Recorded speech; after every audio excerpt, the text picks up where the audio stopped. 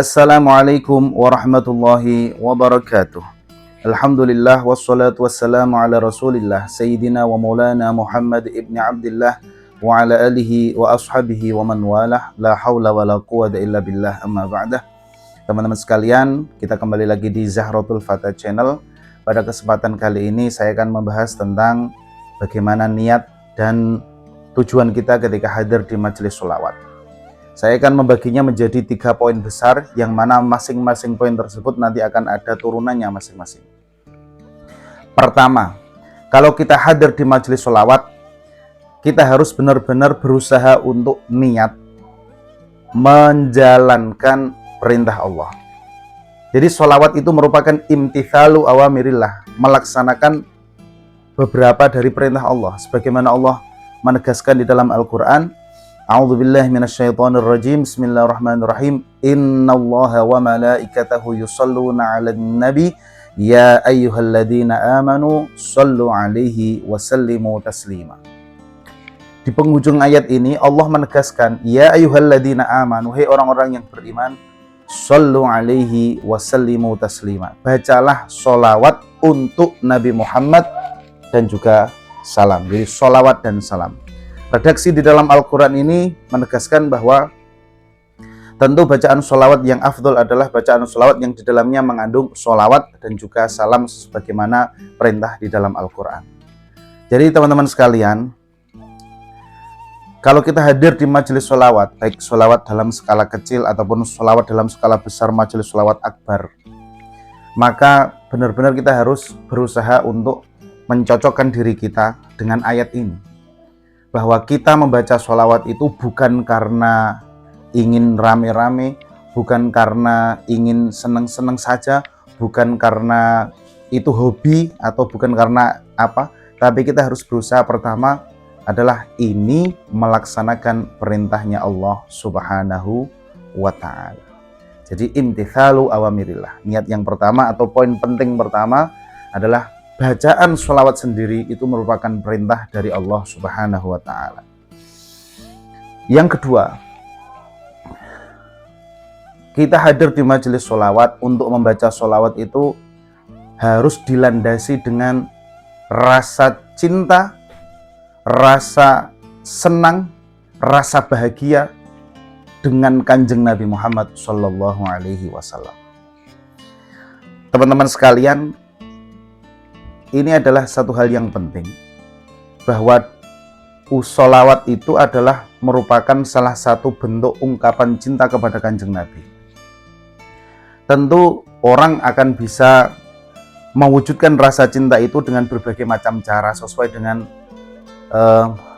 kapasitasnya masing-masing, atau sesuai dengan kemampuannya masing-masing, atau sesuai dengan keyakinannya masing-masing. Misalnya ada orang mewujudkan rasa cinta kepada kanjeng Nabi dengan cara mengikuti sunnah-sunnahnya Nabi, cara berpakaian, cara bersikap, cara makan.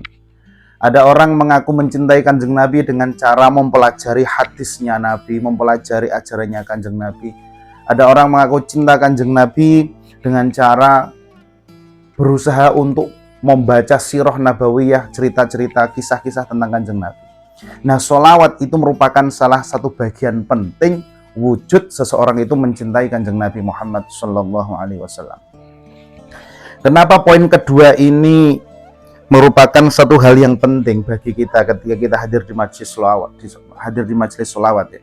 Jadi ada salah satu syair ini sering dijadikan sebagai dasar bahwa mencintai kanjeng Nabi itu adalah sumber keberuntungan seseorang di dunia ini dan di akhirat nanti. Jadi syair itu kira-kira bunyinya begini.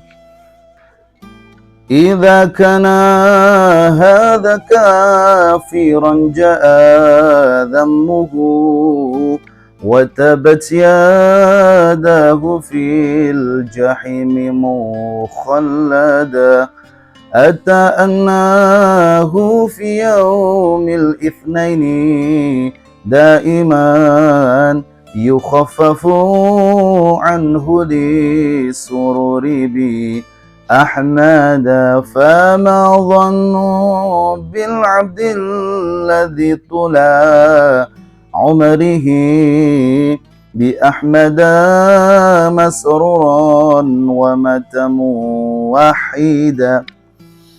Jadi syair ini teman-teman, ini menggambarkan idza kana hadza kafiran ja'a dhammuhu wa tabat yadahu fil jahimi mukhallada. Ketika orang yang sial seperti orang kafir ini, jadi yang dimaksud orang kafir di sini adalah Abu Lahab. Dia adalah orang yang sial. Kenapa? Karena dia pamannya Nabi tapi tidak beriman kepada Nabi, dan kesialannya itu yang lebih celaka lagi, dia dinas di dalam Al-Qur'an, di dalam Quran surat Al-Lahab, tabbat yada abi lahabin wa tabb, dan seterusnya. Kalau orang sesial Abu Lahab ini saja, ata annahu fi yaumil itsnaini daiman yukhaffafu anhu lis-sururi bi ahmada. Setiap hari Senin siksanya itu diringankan oleh Allah Subhanahu wa taala. Kenapa? Lis-sururi bi ahmada, karena dia pernah sekali merasakan cinta, sekali merasakan senang atas kelahirannya Kanjeng Nabi Muhammad SAW. Jadi kan ketika Abu Lahab sedang di rumah, kemudian budaknya mengabarkan bahwa, wahai Abu Lahab, ponaan jenengan baru saja lahir, laki-laki ganteng. Wah, akhirnya saking senangnya Abu Lahab atas kelahirannya Nabi Muhammad itu, Abu Lahab mau mengungkapkannya dengan memerdekakan budak tersebut. Lah, karena dia pernah sekali senang atas Kanjeng Nabi Muhammad, maka siksanya itu diringankan setiap hari Senin gara-gara pernah senang kepada Kanjeng Nabi Muhammad SAW. Lah, kemudian syair ini dilanjutkan dengan syair terakhir, bait terakhir. Fama dhannu bil abdil ladzi tula umrihi bi ahmada masruran wa mata muwahhida. Lantas menurut kamu, kira-kira bagaimana nasib orang yang sepanjang hidupnya tula umrihi bi ahmada masruran, selalu senang, selalu gembira, selalu cinta dengan Nabi Muhammad, wa mata muwahhida, dan mati juga dalam keadaan bertauhid.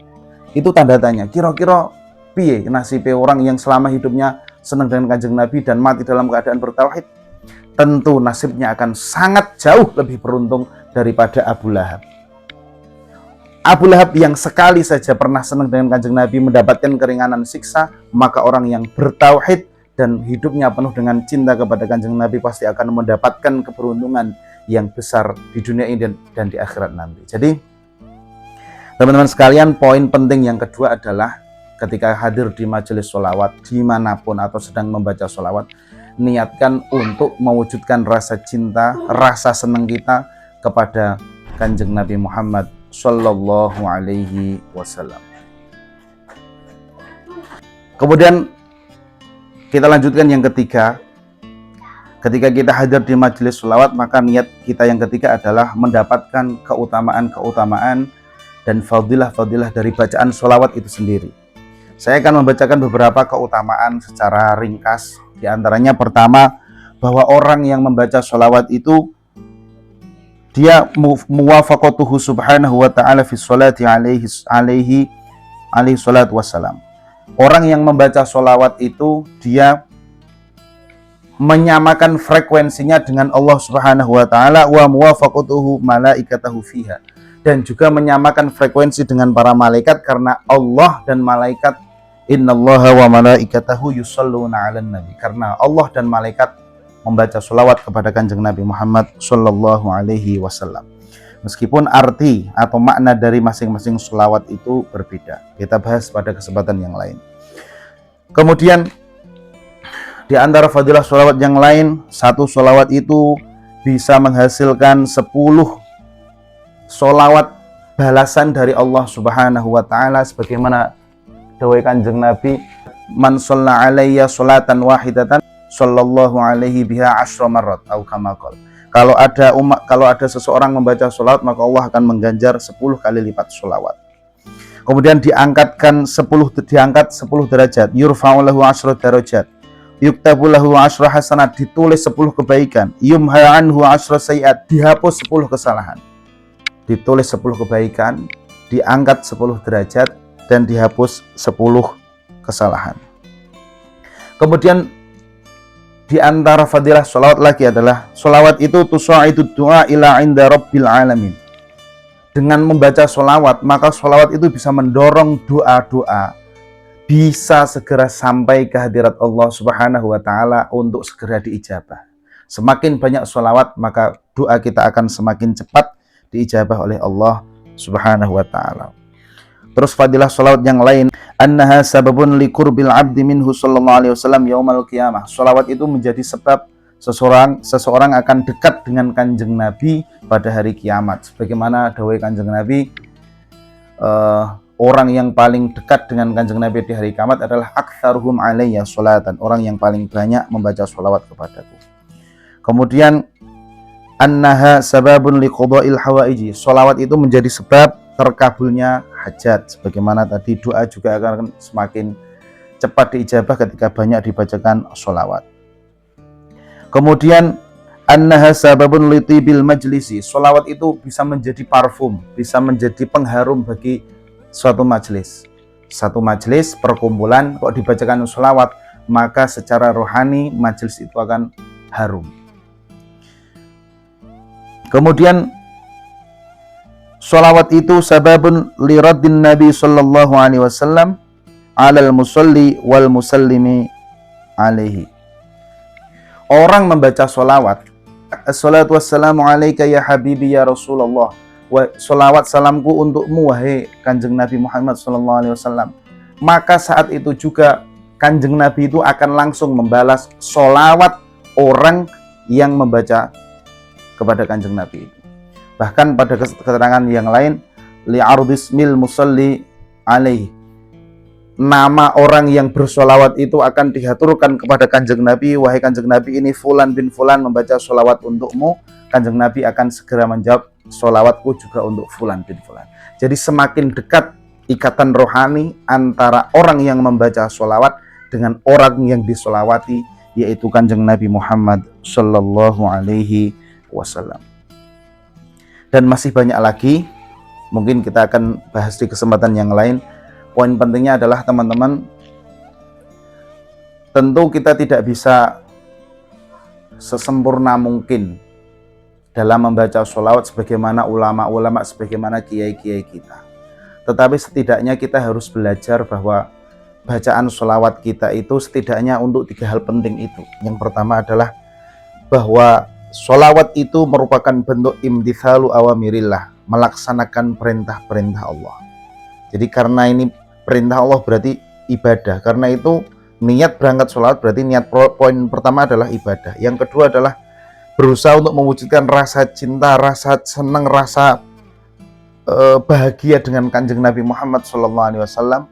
Karena rasa itu, rasa cinta, bahagia, senang itu akan menjadikan seseorang beruntung di dunia ini dan di akhirat nanti. Dan yang ketiga adalah berusaha untuk mendapatkan fadilah-fadilah dari bacaan sholawat yang kita baca. Demikian yang dapat saya sampaikan. Semoga kita tetap semangat untuk membaca sholawat, baik sholawat yang pakai lagu ataupun sholawat yang tidak pakai lagu. Sembari kita membaca sholawat, kita juga tetap harus berusaha untuk memperbaiki perilaku kita, akhlak kita, meniru perilakunya kanjeng Nabi Muhammad sallallahu alaihi wasallam. Semoga bermanfaat. Kurang dan lebihnya mohon maaf. Wallahul muwaffiq ila aqwamit thoriq. Wassalamualaikum warahmatullahi wabarakatuh.